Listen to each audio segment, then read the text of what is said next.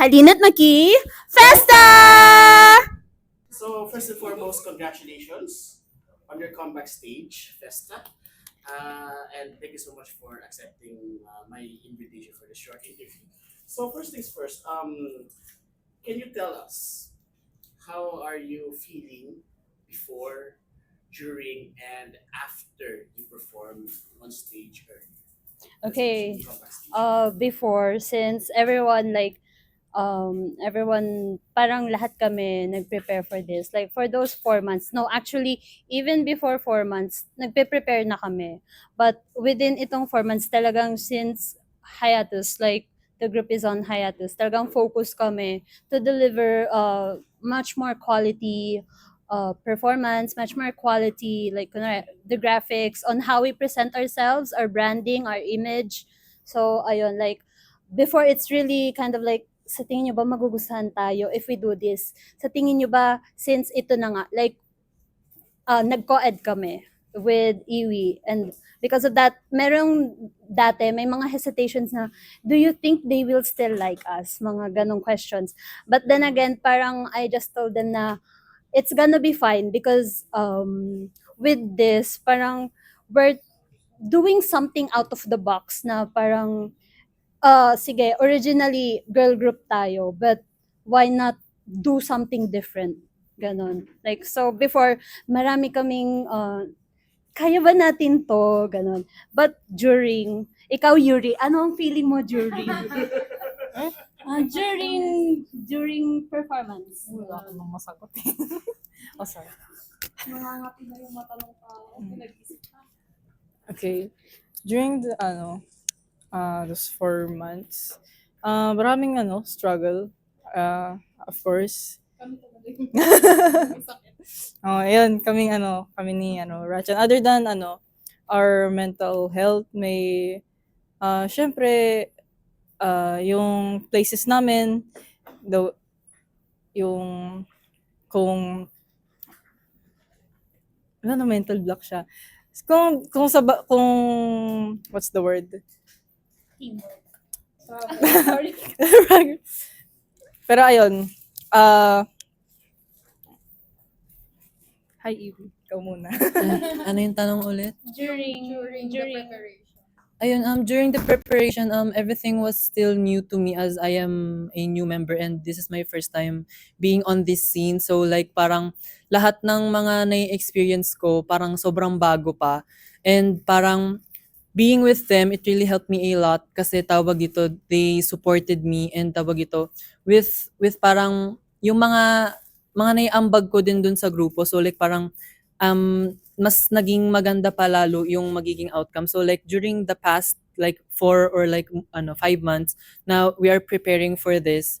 We were happy and confident naman dun sa naging output and like we are so excited to produce more content in the future. This one is during performance. During performance, I know that I am confident with my members. I know that we can pull this off, despite the technical difficulties. Parang that was actually parang naging chance namin to prove ourselves na kahit na may mangyari, we will still do it. The show must go on.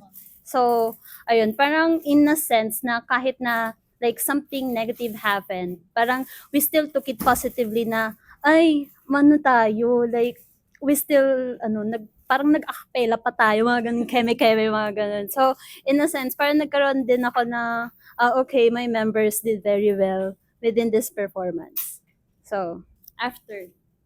So, after the performance, ayun, syempre, dahil nga dun sa technical difficulties na sobrang unexpected, like, we did a sound check with the sound team naman, and everything went well during the sound check, pero, ay naman na, unexpectedly, may maraming factors, kaya we have to lower the volume, and then, unexpectedly lalo is, biglang hindi gumana yung isang mic, then, na-fix naman siya, pero sobrang hina lang ng mga volumes, pero, so, after performance namin, like, lahat kami, yung naisipan namin is, oh my God, like, first performance namin with Iwi, and it parang it's messy or something, and yun, so parang we're kinda nervous sa magiging feedback ng mga tao and all, since after performance bumaba kami dito to freshen up. Then nakakatuwa lang na pag akyat namin, we were like welcomed by a lot of encouraging words na they enjoyed, na ang saya pa rin daw, and we did well. And of course, those words are so helpful to us na, okay, na-appreciate pa rin nila kami kahit may mga ganong nangyari. So, ayun, after all this, masaya pa rin naman. And of course, yun yung importante lagi. Like, we know that the quality is important, but most importantly, dapat nag-enjoy kami lagi sa ginagawa namin as well as yung mga nanonood sa amin. Nancy, do you have anything to add? Sabi na ni Rachan. Ayun, panalo. Ayun, nasabi na ni Rachan. mo yung sinabi ko. In your own words. Ano? Write a compelling sentence. Ulitin mo nga kung nag-agree ka. Siguro, in addition na lang sa sinabi rin ng mga members is, ano ba to? Masarap sa pakiramdam na despite what happened with the performance earlier, yung chants ng mga tao is there. Yun yung nakabuhay sa amin. Like, mas malakas pa sila. Yes. Mas malakas pa sa mic Yan. natin. And then, mas nakakainggan yung mag-perform. Hearing yung cheers ng mga nanonood for us. Kasi we know naman na they waited sa ni Festa, sa comeback ni Festa. Yun. So, yun. Ayun, magdadagdag siya. Yes! Oh my God! Ako sunod. Di na sumasakit ulo ko. Pero teka, pinapakiram. Ano kasi? Oh, ang ingay. Ready na siya. Di bale kasi, so, I've been preparing then for this. Tapos, I've been practicing my vocals and lalo ako naengganyo kasi syempre na-compliment tayo ng ating leader. Like, one time kasi nung recording, napansin niya nga na nag-improve ako. And because of that, ayun nga, na-encourage ako, na-motivate ako na kumanta-kanta rin kahit di sila kasama.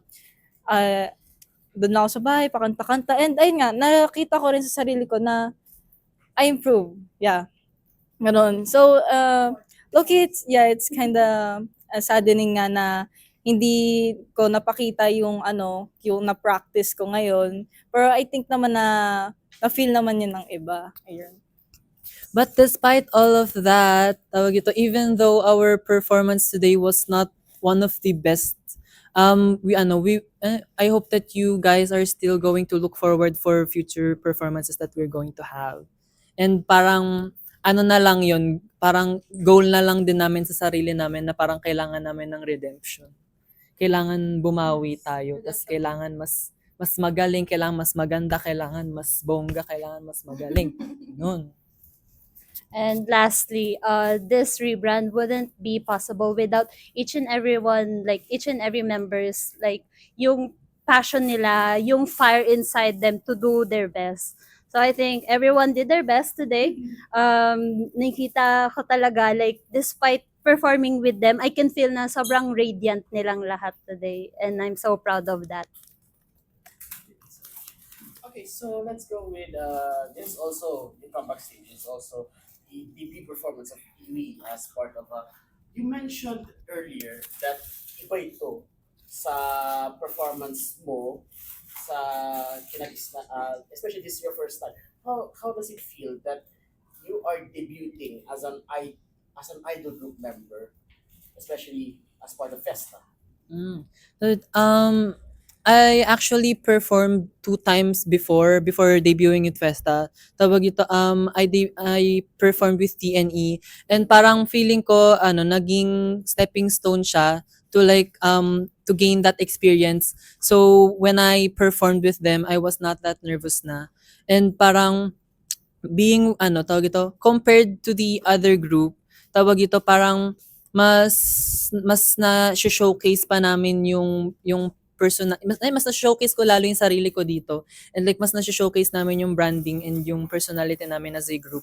And I am also happy that I got to be part of the creative. I was the creative head of the group, and parang I was the one leading the rebranding when it comes to like the logo, the graphics, and all of the stuff, especially sa merch din. Please look forward to that.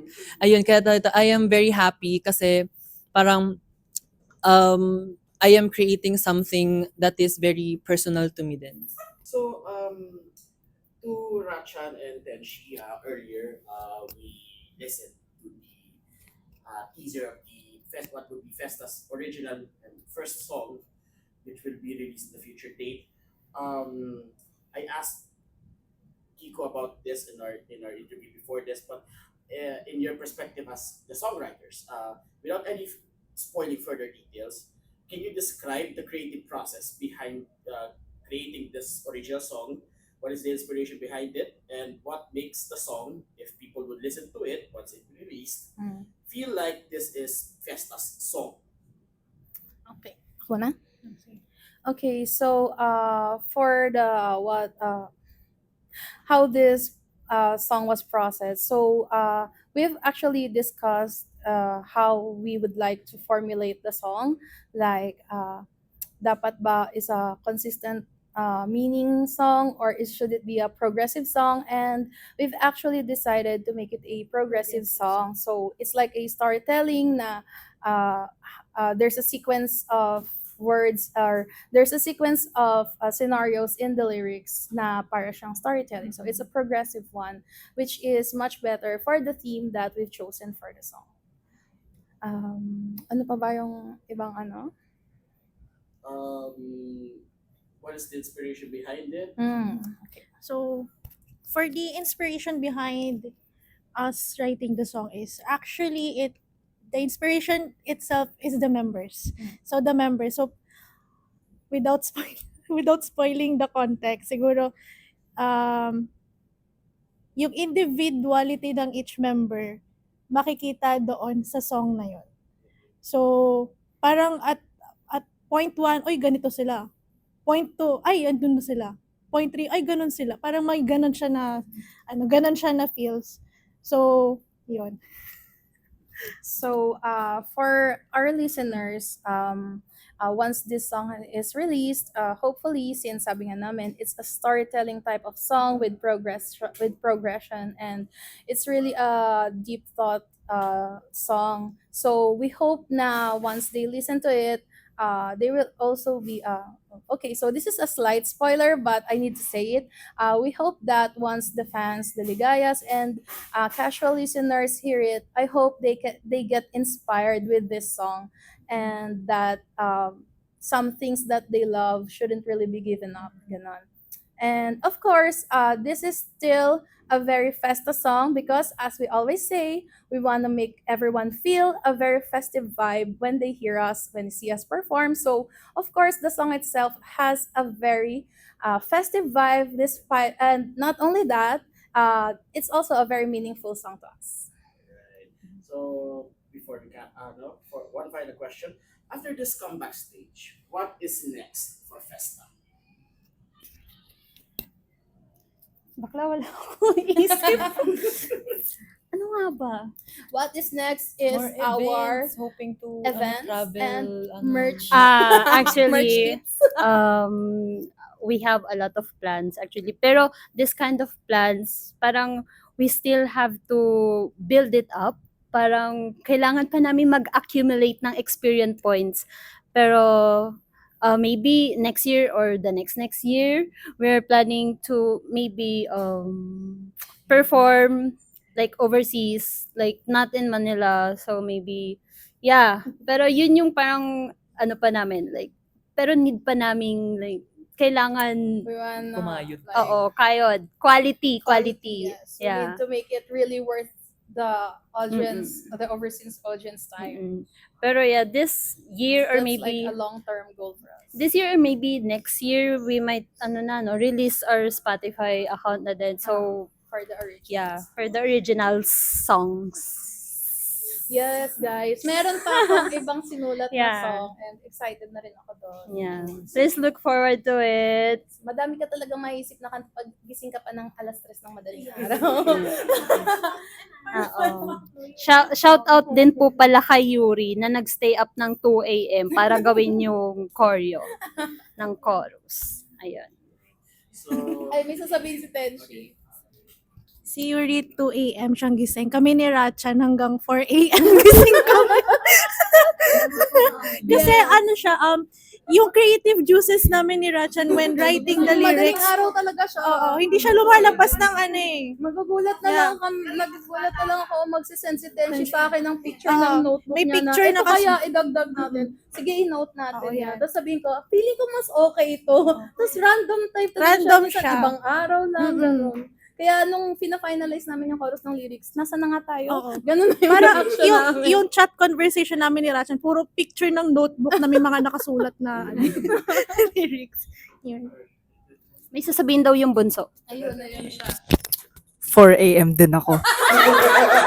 tapos, mas nakakapagod kasi gumagalaw katawan ko. Pawis-pawis ako. Tapos, mas maaga ako nagising. Ako 7 a.m. natulog kasi may deadline yung PubMat. Grabe.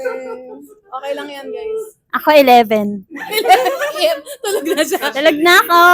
11 p.m. tulog na. Talag na ako. May tulog sa may oras yung tulog. Okay. I'm just gonna plug this in. Follow me on all social media platforms. Ako muna. Ako muna. Sige. Okay.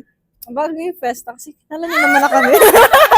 For sure, nakapollow na sila. Nakapalo na kayo. Teka guys.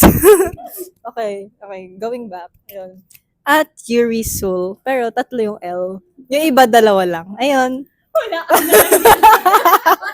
Instagram, TikTok. Pag sinerch nyo naman yung pangalan ko, Yuri Sul, lalabas yan. Ayun. And follow our social media platforms, our group page at Festa _ PH. Minsan minsan underscore. Kasi naunahan O, diba? Hindi ko kasalanan. You can follow me at Instagram and TikTok at IW__EE.